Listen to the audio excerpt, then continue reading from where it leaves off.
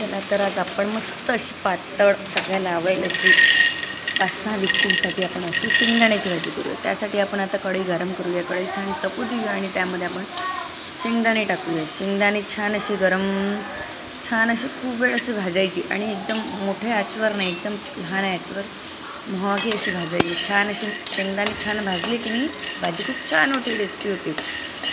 छान अशी एकसारखे भाजायची हळू गॅसवर। छान आपल्याला ओळखूच होते की आपले शेंगदाणे झाले की नाही, छान अशी होऊ द्यायची, एकसारखं हलवत राहायचं। कढई छान तपली की पातळ झाली की तपली की आपली भाजी छान अशी मस्त होते। छान भाजायची तिला, बघू शकता मी भाजत आहे आणि थोड्या वेळाने थांबत पण आहे। मस्त असे दाणे बघू शकता किती छान भाजले चाललेले आहे। छान अशी भाजून घ्यायची, दाणे होऊ द्यायचे थोडे हळूहळू,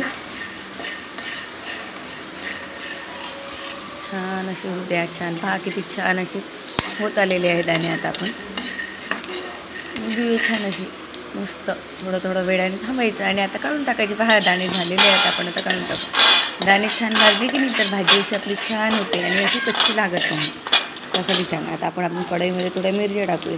हिरव्या मिरच्या केली की भाजी छान अशी टेस्टी लागते। अशी खेड्यात टाईप करतो ना आपण, आपल्या खेड्यात करतात तशी भाजी करू आपण आज।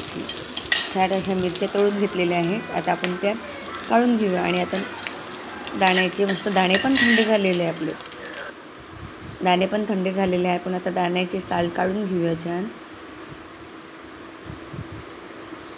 दाणे छान भाजले की नाही तर दाण्याचे छान पटकन निघतात आणि आता त्याला आपण छान पाखडून घेऊया। आणि आता आपण छान असे पाखडले की आता आपण याला मिक्सरमध्ये टाकूया आणि बारीक करूया। त्यात आपण लसण टाकायचा, थोडेसे लसणाच्या कड्या, मिरच्या, सांबार टाकायचा थोडासा आणि जिरं टाकायचं। याला मस्त असं जाडसर बारीक करून घ्यायचं।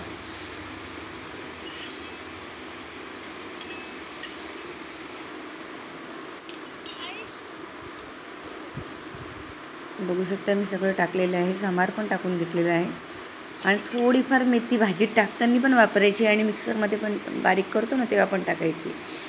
ही भाजी खूप छान अशी चव लागते।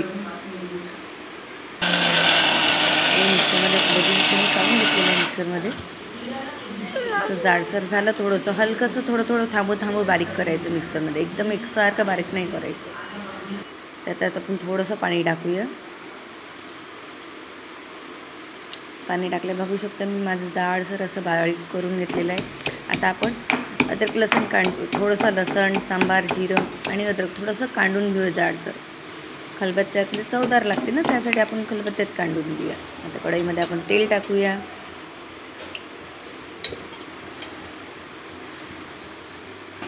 तेल छान गरम झालेलं आहे, थोडं गरम होऊ देऊया तेल। आता आपण जिरं, मोहरी, बघू शकता मी टमाटर, थोडी मेथी, सांबार आणि टमाटर घेतलं आहे। मिरची यासाठी नाही घेतली की आपण मिक्सरमध्ये आधीच बारीक केली होती मिरची, त्यामुळे मिरची नाही टाकली। आता आपण कांदा होऊ देऊया थोडासा, एकदम सिंपल अशी भाजी। आता कांदा झालेला आहे, आपण याच्यात आता जे अद्रक लसूण आपण खलबत्त्यात काढून घेतलेलं होतं ते छान आता आपण ते खलबत्त्यात भाजीत टाकूया। काढलेलं आहे आता त्याला छान होऊ देऊया। बघू शकता आपलं लसूण छान असं होत आलेलं आहे। आता आपण थोडं हळद, तिखट आवश्यकता असेल तर टाकू शकतो किंवा तर्री कलर यायसाठी पण, किंवा भाजीला थोडा कलर यायसाठी आपण टाकू शकतो। आणि मसाला टाकायचा, छान होऊ द्यायचं। आणि मग आता याच्यात टमाटर टाकायचं, टमाटर छान असं शिजू द्यायचं। टमाटर छान असं तेलात मस्त होऊ द्यायचं।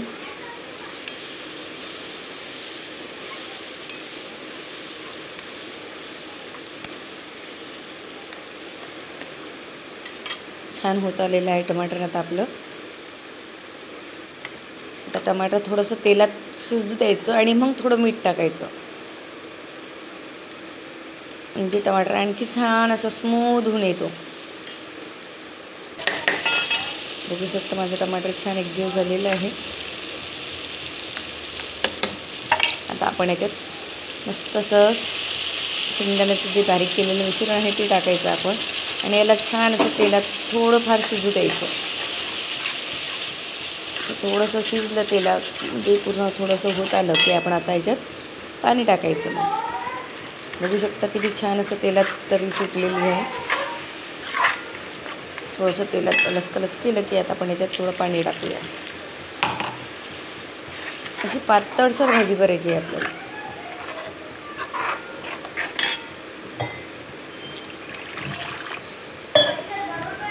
खूप आवडीने खातात, खूप चवदार लागते भाजी, खूपच छान लागते भाजी. आता आपण मेथी टाकूया. मेथी टाकली की असं वाटते खूप छान असा सेंट येतो त्याला आणि छान अशी चव लागते. बघू शकता भाजीला किती छान कलर आलेला आहे. हिरवी मिरची टाकल्यामुळे त्यावर थोडंसं असा पिवळसर हिरवा कलर सारखा आलेला आहे. हिरवीसर भाजी झालेली आहे आपली. आणि आता आपण सांबार टाकूया थोडंसं.